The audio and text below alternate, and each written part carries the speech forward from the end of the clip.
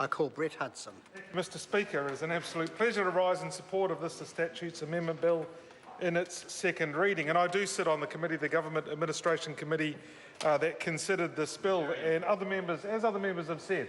And it is the nature of a Statutes Amendment Bill that the provisions are not controversial, that they should be simple and technical in nature. But that does not mean that they are in any way unimportant. In fact, the provisions are extremely important, which I'll come to.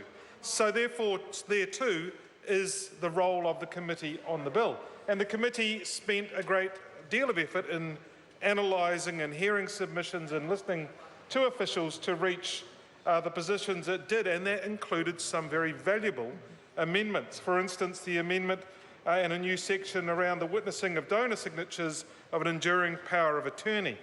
Also in the area of Protection of Personal and Property Rights Act 1988 to clarify common practices and to improve the suggested change that was there. The committee also recommended the removal of the amendments to the Charities Act 2005 because we felt that they were better addressed as a child bill to this Statutes Amendment Bill, and we have undertaken that process. But Mr Speaker, within that and within the bill as it is returned to the House, there are still some important, albeit small, changes that need to take, or we would hold should take place. For instance, the very first act to be amended, the very first principal act, the Accident Compensation Act 2001, the changes will amend Section 139 to prohibit the ACC from using its own employees or any subsidiary to conduct reviews as part of the statutory dispute resolution process.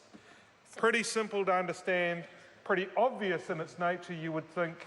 So very clearly the legislation as it currently stands doesn't prohibit that. It makes sense to tidy up that small anomaly. And there are more still which go to give changes of import, even if the change itself seems somewhat minor, such as the Crown Entities Act 2004, which will amend, or this will amend Section 149L3, which changes a reference to another entity's responsible minister to another responsible minister.